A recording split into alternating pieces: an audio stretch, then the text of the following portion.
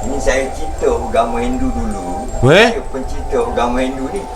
Di mana bersyair. Wah, berarti Ayapin ini adalah dulunya yang mencipta Hindu ya. Awal mula agama Hindu yang ada di Indonesia ya, sebelum Islam masuk. Ternyata semuanya ini gara-gara Ayapin ini. Atau juga dikenali sebagai gerakan Fajar Nusantara, merupakan ajaran sesat yang diasaskan oleh Ahmad Musyadik di Indonesia. Waduh. Ini telah ditubuhkan pada tahun 1990 apabila Musyadik mendakwa dengan nama Gerakan Pemuda Kahfi. Kumpulan ini pada awalnya bermula di Indonesia dan didakwa mula tersebar di Selangor secara rahsia, atau nama sebenarnya Muhammad Medigol bin Abdul Aziz dari Indonesia yang diasaskan pada tahun 1951. Namun Ini yang ketiga kalinya nih ya, nama negara Indonesia tersangkut pula ini. Astagfirullahaladzim.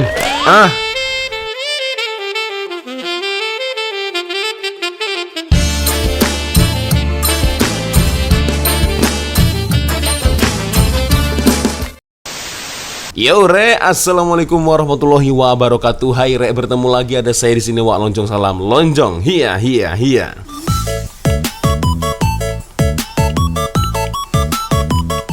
Asik. Yo re, apa kabar? Semoga semua dalam kondisi yang sehat re ya. Amin ya rabbal alamin. By the way, kondisi saya agak kurang sehat nih geng. Jadi kalau suara saya ya suaranya seperti ini, jadi mohon dimaafkan geng ya. Minta doanya semoga cepat sembuh geng ya. Oke geng, jadi geng ya, seperti biasanya kalau Fakto Channel mengupload video terbaru, ada ramai sekali kawan-kawan minta saya untuk mereview video terbaru dari Fakto Channel atau mengulasnya lah geng ya. Nah seperti contohnya adalah Bang Muhammad Akmal ini geng ya, 10 ajaran sesat di Malaysia yang korang tak akan sangka, terbaru dari Fakto Wak. Wih serius, di Malaysia ada juga geng ya ajaran-ajaran yang mungkin tidak sama dengan agama kita, terutama agama Islam ya. Ingatkan yang pelik-pelik itu hanya ada di Indonesia geng ya. Macam seperti kemarin tuh ya yang baru viral Mama Gufron, boleh bicara dengan malaikat, boleh bicara dengan kucing, binatang, boleh bicara dengan malaikat maut, nabi, dan waduh dan lain sebagainya geng ya. Ini agak pelik ini ya. Ada juga kemarin itu semasa ketika di bulan Ramadan ya kan. Jadi masa itu kita mau mendekati Idul Fitri ya. Nah di Indonesia ada berita viral ya, ada seorang atuk atau kakek-kakek ya yang meramalkan Idul Fitrinya ini dicepatkan sehari atau 2 hari dikarenakan dia langsung telepon dengan Allah Sang Pencipta. Luar biasa. Kakek dari saya lupa, dari Jawa Tengah atau dari Yogyakarta itu geng ya. Kalau kalian masih ingat ya, ada seorang kakek yang mengaku-ngaku bahwasanya beliau itu langsung dapat telepon dari Allah. Waduh luar biasa. By the way, nomor dari Allah berapa geng ya? Ya siapa tahu kalau saya boleh langsung call dengan Allah ya kan, minta diringankan dosa-dosa saya kan ya lumayan geng. Oke, kembali ke topik pembahasan kita pada hari ini geng ya. Jadi memang ada beberapa kawan-kawan saya untuk mereview video terbaru dari Fakto Channel. Tidak hanya Bang Muhammad Akmal ya, ada juga dari Bang Khairuf Azraf ya. Dia kirimkan link yang sama. Assalamualaikum Waalaikumsalam. Waalaikumsalam ya. Lalu ada lagi, nah ini ya dari Warik Sauki ya, 10 ajaran sesat di Malaysia yang korang tak akan sangka.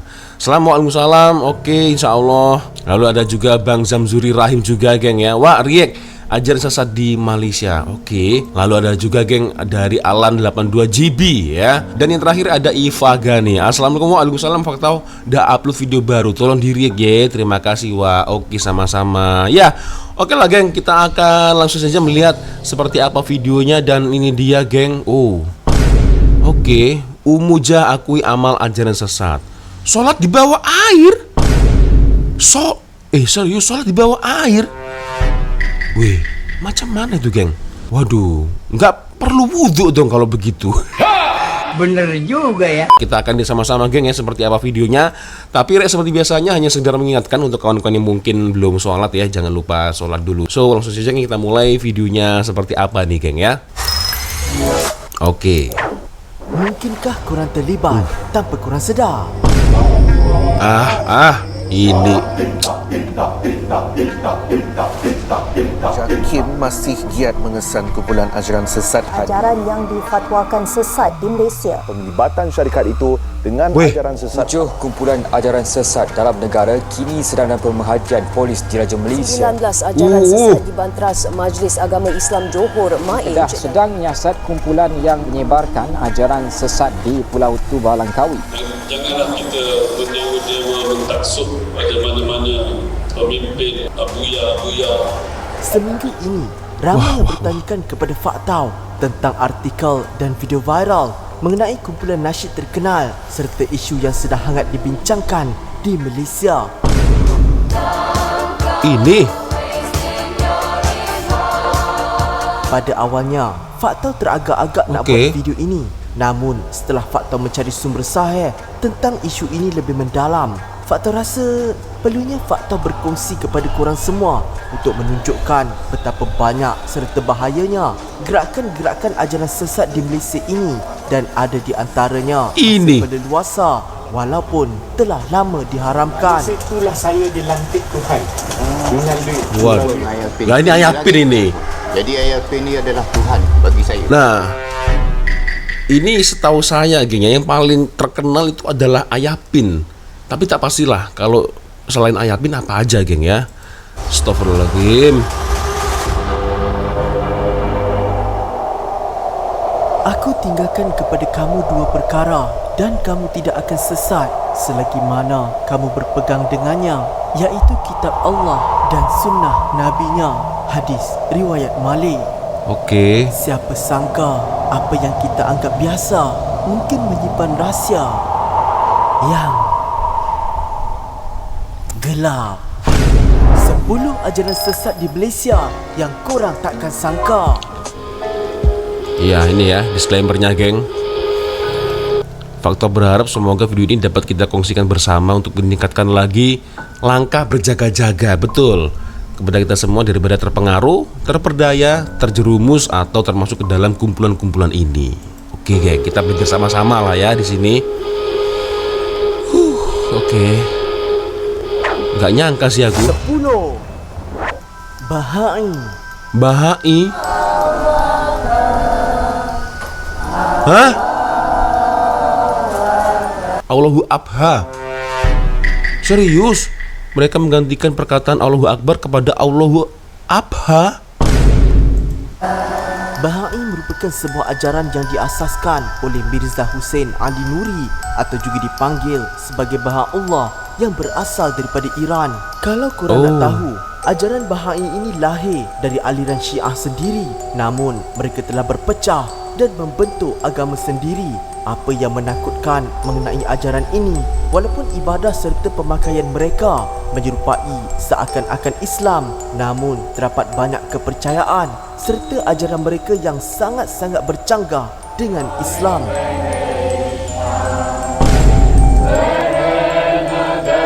Contohnya, pengasasnya telah mengaku sebagai seorang Nabi yang diutuskan wahyu pada tahun 1863. Di mana dia mendakwa perutusannya adalah bertujuan untuk menyatukan semua agama yang wujud di dunia ini kepada satu, iaitu agama Bahai. Malah ajaran ini telah tersebar luas bukan sahaja di luar negara, bahkan telah lama bertapak di Malaysia sejak tahun 1953. Ustaz Bahai. Meskipun ajaran ini telah difatwakan sesat oleh Jawatan Kuasa Fatwa Kebangsaan Hal Ehwal Agama Islam pada tahun 1985, namun masih terdapat banyak kelompok Bahai yang kekal aktif di Malaysia. Salat dia orang gabung campur semua sekali. Cuma salat dia orang memang mirip kepada salat orang Islam. Sholatnya agak pelik geng ya. Begini dulu, begini, baru begini. Kalau kita kan langsung kan Allahu Akbar. Ini begini dulu geng. Ajaran Bahai adalah bukan ajaran Islam. Umat Islam yang terlibat dengannya adalah murtad. Oke, ya. Semoga Allah senantiasa membawa kita ke jalan yang benar geng ya. Amin ya rabbal alamin. 9. Kerajaan Langit. Nah ini kalau Kerajaan Langit, saya teringat satu karakter atau satu orang nih geng ya, Ayapin kalau tak silap. Ini merupakan antara kumpulan yang pernah menggemparkan Malaysia suatu ketika dahulu. Kalau saya adalah mewakili mewakili dengan kerajaan langit untuk satu padu Malaysia, tak kira bangsa dan tak kira agama. Kerajaan langit merupakan sebuah kumpulan ajaran sesat yang telah diasaskan oleh Arifin Muhammad atau lebih dikenali sebagai Ayah Pen yang berasal dari Kelantan. Dari Kelantan? Kumpulan ini telah ditubuhkan sekitar tahun 1979 di Besut Terengganu apabila Ayah Pen mendakwa dirinya telah didatangi malaikat Jibril yang kononnya memaksa dia untuk menjadi wakil Tuhan bagi menyatukan semua agama. Anak saya yang saya dikasihi, yang disayangi oleh kerajaan langit, ini kita ini sebagai dilantik oleh kerajaan Tuhan untuk bersatu padu. Sehinggalah pada satu tahap ajaran ini menjadi semakin ekstrim di mana mereka menganggap Ayah Pen sebagai Tuhan bagi semua agama. Ini saya cipta agama Hindu dulu. Saya pencipta agama Hindu ni. Di mana bersyair. Wah, berarti Ayah Pen ini adalah dulunya yang mencipta Hindu ya. Awal mula agama Hindu yang ada di Indonesia ya sebelum Islam masuk. Ternyata semuanya ini gara-gara Ayah Pen ini. Aduh. Dianggap lebih baik daripada berzikir atau menunaikan solat. Na'udzubillah. Saya berjumpa dengan Ayah Pen sendiri di langit saya jumpa. Jadi Ayah Pen ni adalah Tuhan bagi saya. Waduh. Dia duduk, kaki dia ni duduk di bawah bukit. Sedangkan saya lengok lagi tu, dia tinggi lagi daripada bukit. Nak royaknya kelebihan, kebesaran, ketinggian dia. Malah mereka turut membina teko gergasi pasu setinggi 2 tingkat serta payung kuning yang menelan kos jutaan ringgit. Didakwa mengandungi air suci yang perlu diminum oleh setiap pengunjung yang datang ke upacara pemujaan.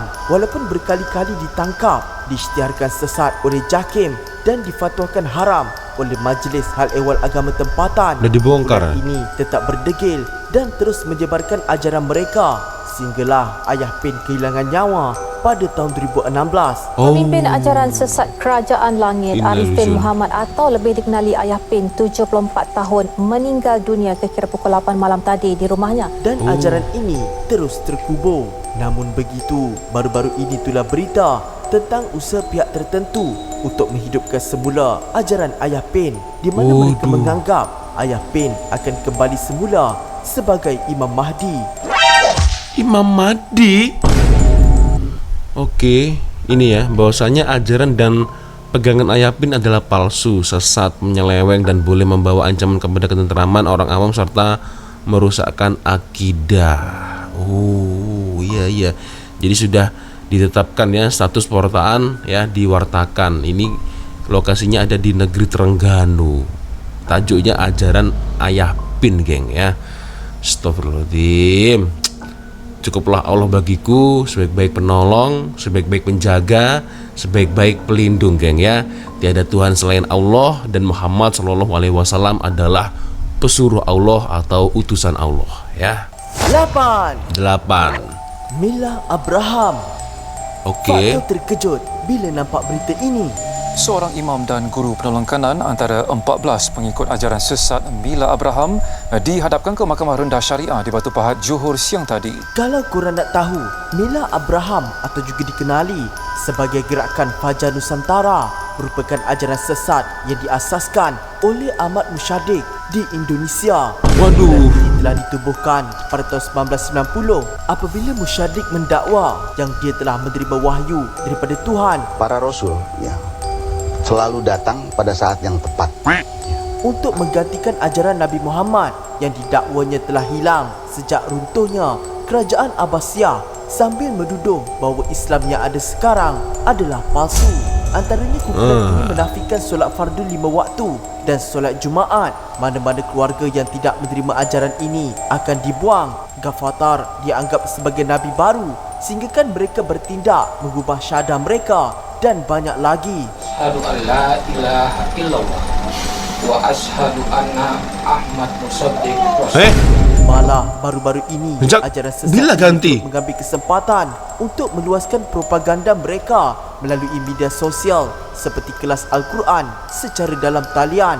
Walaupun ajaran ini telah difatwakan sesat oleh Majlis Ulama Indonesia dan banyak badan-badan Islam di Malaysia, namun kumpulan ini masih lagi aktif dan mempunyai ramai pengikut, sehinggakan wujudnya barisan pentadbiran dalam usaha mereka untuk menubuhkan negara mereka sendiri. Instruktur hierarki sendiri termasuk Perdana Menteri, kumpulan ajaran sesat Mila Abraham bercita-cita besar mahu menubuhkan kerajaan dan negara mereka sendiri. Waduh, kalau yang ini dah jelas sangat sesat sekali geng ya. Ajaran Mila Abraham. Oke, jadi mungkin pesan yang bisa kita ambil harus hati-hati ya kawan-kawan ya. Astagfirullahaladzim, astagfirullah. Oke, dunia mau kiamat nih geng. Mahu menubuhkan kerajaan dan negara mereka sendiri. 7. Wahdatul Wujud. Apalagi nih? Menurut portal rasmi Dewan Negeri Selangor, Wahdatul Wujud merupakan ajaran yang diasaskan oleh Ibnu Arabi, di mana para pengikutnya menganggap setiap dalam diri kita terdapatnya Allah. Malah dalam konsep mengenal diri, mereka telah menafsirkan ayat daripada surah Al-Qurash yang membawa maksud, maka hendaklah mereka menyembah Tuhan, yakni pemilik rumah ini, Kaabah, di mana mereka menafsirkan rumah itu adalah tubuh mereka dan Tuhan itu ruh mereka. Disebabkan tafsiran mereka ini, mereka berpandangan ayat itu membawa maksud untuk kita menyembah diri kita sendiri, sehinggakan sampai kepada satu tahap di mana mereka menganggap diri mereka Tuhan dan tidak perlu lagi melakukan syariat serta ketaatan. Na'udzubillah. Allah dalam kita, Allah kita, kita adalah Allah.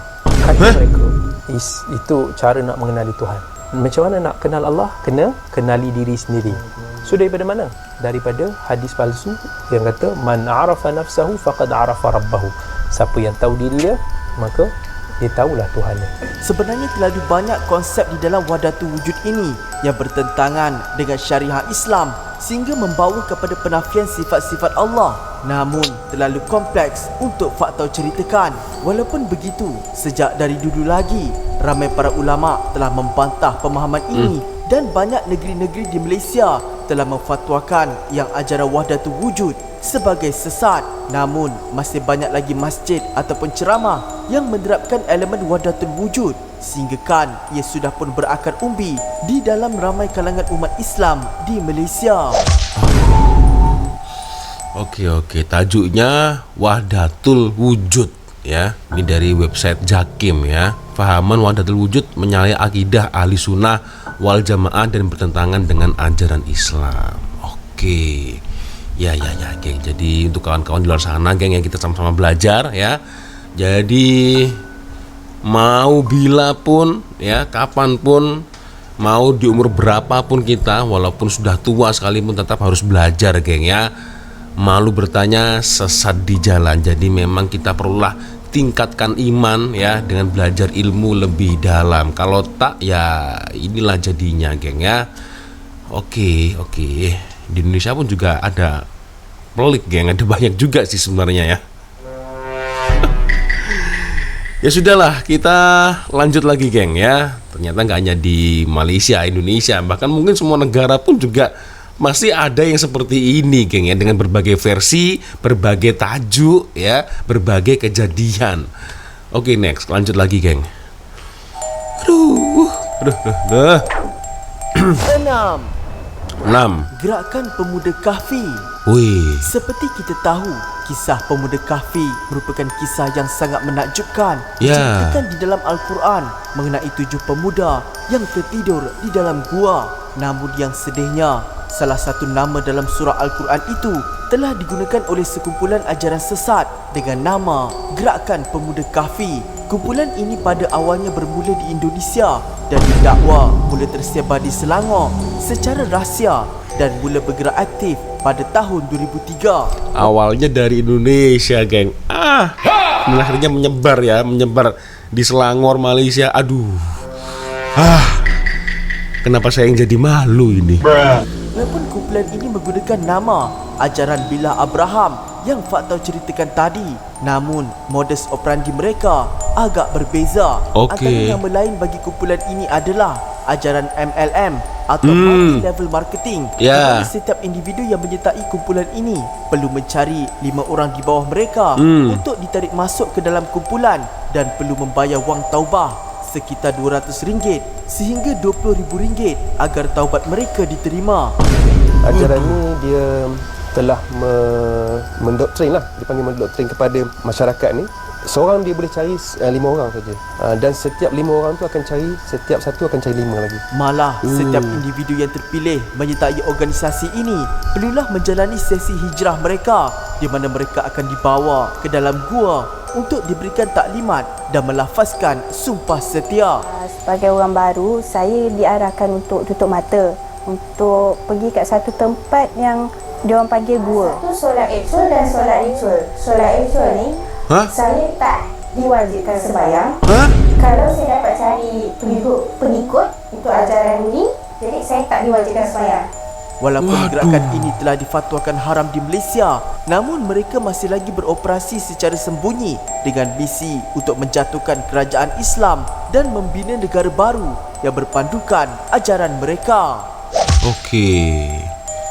Jadi ajaran ya atau kedudukan kumpulan pemuda Kahfi ini awalnya dari Indonesia. Ini aku malah baru tahu nih geng ya. Gila. Iya. Jadi mungkin geng, faktor utamanya itu kemungkinan adalah terjebak geng ya. Sudah terlanjur terjebak ya.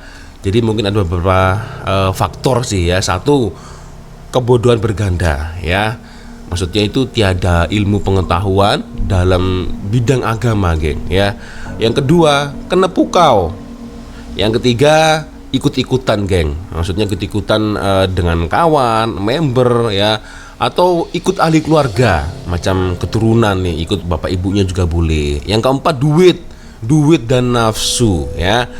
Yang kelima, mungkin sekali lagi maaf, mungkin karena faktor gila atau stres mungkin geng ya. Astagfirullahaladzim. Semoga kita dijauhkan dengan benda-benda yang seperti ini geng ya. Oke, lanjut lagi. 5. Di Ahmadi. The Ahmadi. Tengok video ni. Walaupun mereka kelihatan seperti orang Islam, penting untuk kita faham bahawa ajaran dan fahaman Qadiani atau Ahmadi ini sebenarnya tiada kaitan dan jauh menyimpang dari ajaran Islam yang sebenar. Ahmadi merupakan kumpulan ajaran sesat yang berasal daripada Syiah, dipimpin oleh individu yang mengaku dirinya sebagai Imam Mahdi dengan menggunakan gelaran Abdullah Hashim Aba Al-Sadiq. I am Abdullah and my father is Ahmad Al-Hasan Al-Yamani. I am Abdullah mentioned in the will of Rasulullah. Dan salah seorang individu bernama Kashfullah bin Amaluddin yang berjawatan sebagai bishop di dalam organisasi itu merupakan orang Malaysia dan dipertanggungjawabkan untuk menyebarkan fahaman serta ajaran sesat ini di Malaysia. Jika benar bahawa Kaabah betul-betul ada di Petra dan bukan di Saudi Arabia, Ahlul Sunnah wal Jamaah adalah agama iblis. Imam Mahdi bawa syariat baru. Imam Mahdi dah muncul dan syariat baru ini mengatakan solat 5 waktu cara itu dibatalkan. Dia punya tujuan, dia nak hapuskan sebanyak mungkin pembuktian bahawa Ali sepatutnya ganti Rasulullah. Alhamdulillah, saya telah menemui pintu bagi mengenali dan sampai kepada Imam Al-Mahdi AS, iaitu Abdullah Hashim Aba Al-Sadiq AS. Ahmadi telah difatwakan sesat oleh pihak berkuasa agama Islam di peringkat persekutuan dan negeri-negeri. Walaupun faktor tengok kebanyakan akaun media sosial mereka telah di-ban, tetapi faktor sarankan untuk semua ibu bapa agar berhati-hati dan pantau apa yang anak-anak kita sedang melihat kerana berkemungkinan kumpulan ini akan muncul kembali tanpa kita sedar. Ini ya, ajaran Qadiani Ahmadiyah ya. Ajaran Qadiani Ahmadiyah adalah sesat dan terkeluar kepada ajaran daripada ajaran Islam geng ya. Astagfirullahaladzim, la ilaha illallah. Ya, kalau walaupun saya sendiri suka mencarut geng, Ya seperti kalian tahu lah geng ya, saya itu seperti apa ya kan. Sometimes terkadang suka yang segar-segar begitu kan ya, faham lah geng ya. Tapi kalau saya sendiri tahu mana yang sesat, mana yang tak ya kan. Jadi saya rasa mereka ini lagi ya itulah ya, saya nggak enak ngomongnya itu ya kan. Tapi ya maksudnya kan semakin tua kan harusnya semakin pandai gitu ya. Tapi ya itulah geng ya, kita hanya bisa berdoa semoga saudara-saudara kita yang tersesat mungkin ya, belum kembali ke jalan yang benar, kita hanya bisa mendoakan semoga mereka kembali ke jalan yang benar bersama kita geng ya. Amin ya rabbal alamin. Astagfirullah. Oke geng, kita lanjut lagi ya. 4. She-Hulk. Hah? She-Hulk? Avenger? Atau macam mana? Mesti kurang pelik apa yang dimaksudkan dengan She-Hulk bukan? Dengan ajaran She-Hulk. Peminat She-Hulk. Ajaran She-Hulk. Untuk ajaran Sihat, saya Oh, menyokong bukan. ajaran Sihat. Kalau korang Beda. nak tahu, sebelum bermulanya penyebaran fahaman ajaran ini, She-Hulk.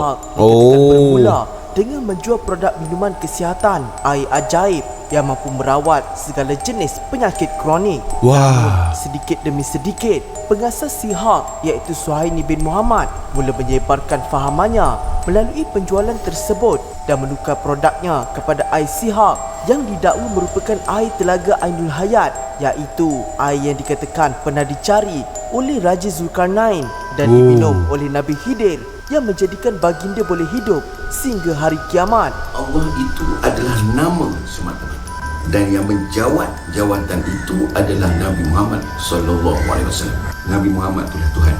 Yang menyatakan yang Allah itu adalah Nabi Muhammad. Dan Nabi Muhammad itu tidak juga diperanakan dan juga tidak dilahirkan. Nabi Muhammad itu adalah Allah.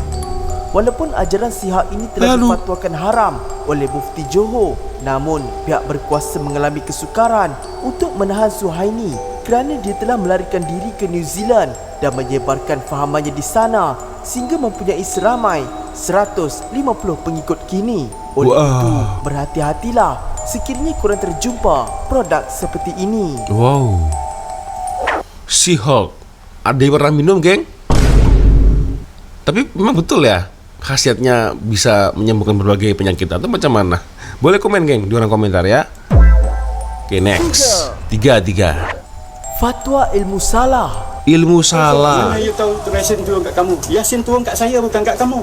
Fatwa ilmu salah merupakan ajaran sesat yang diasaskan oleh Kahar bin Ahmad, di mana penyebaran ajaran ini dilakukan di rumahnya sendiri di Hulu Klang. Malah Kahar mendakwa yang dia merupakan Rasulullah, di mana dia menerima wahyu di Bukit Kemensah, sama seperti wahyu yang diturunkan kepada Nabi Muhammad. Ini yang paling gila ini.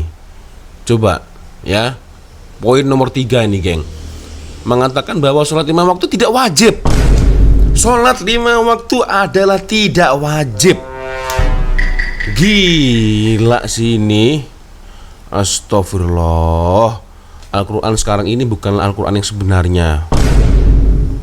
Padahal keoriginal Al-Quran itu masih terjaga sampai sekarang kan geng. Mengaku sebagai utusan Allah dan mendakwa sebagai Rasul, ini dah salah sih kalau yang ini ya. Oke.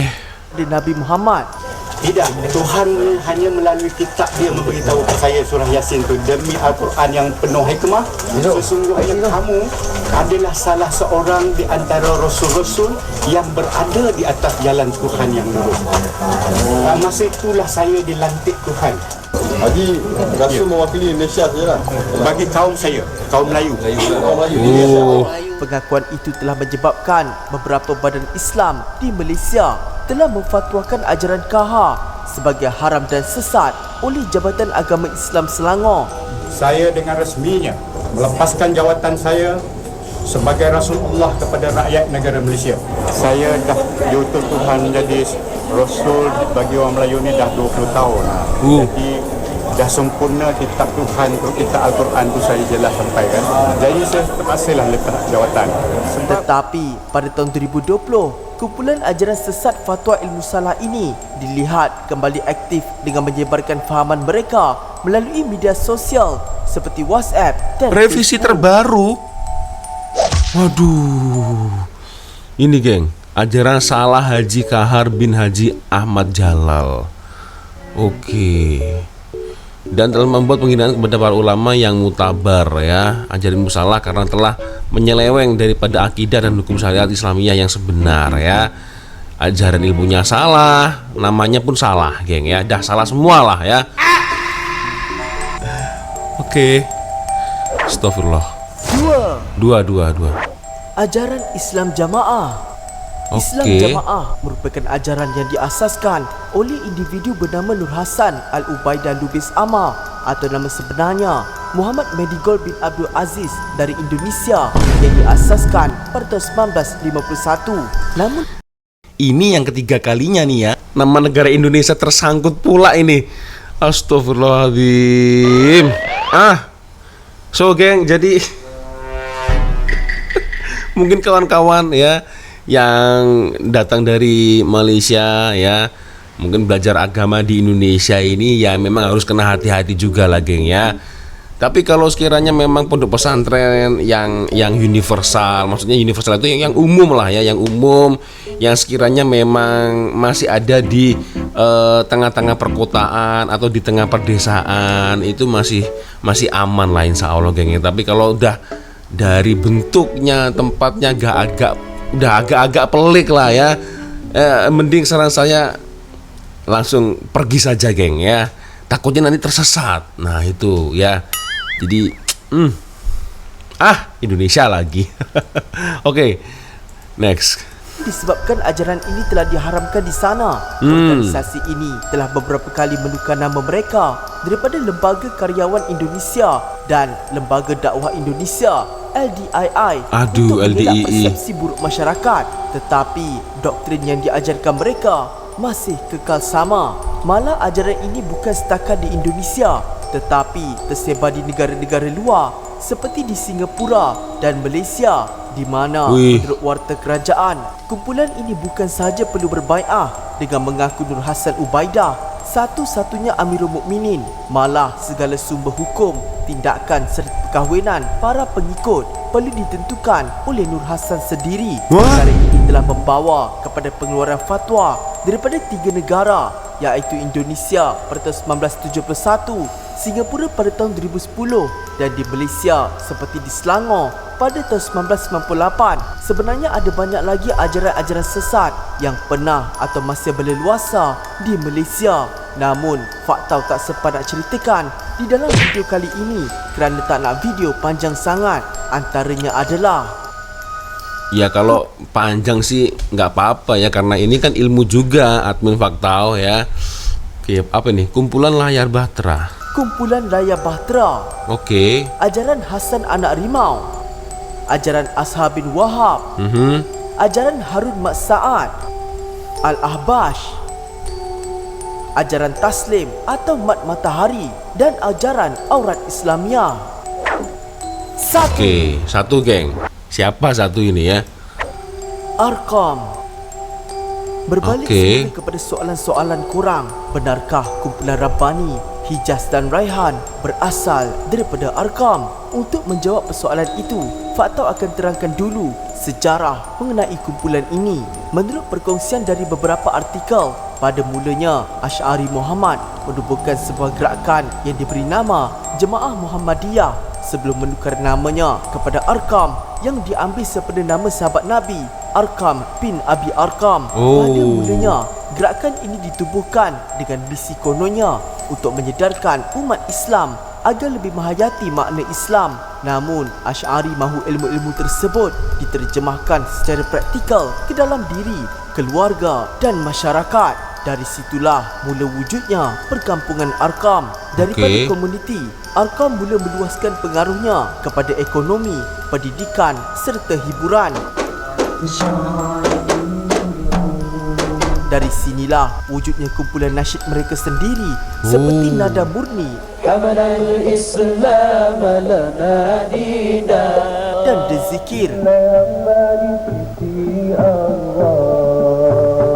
Namun apabila kumpulan ini semakin besar dan ekonomi semakin kukuh sehingga keluar negara, maka bermulalah era ketaksuban kepada pemimpin seperti lirik-lirik nasyid mula berbaur kepada pemujaan Asy'ari.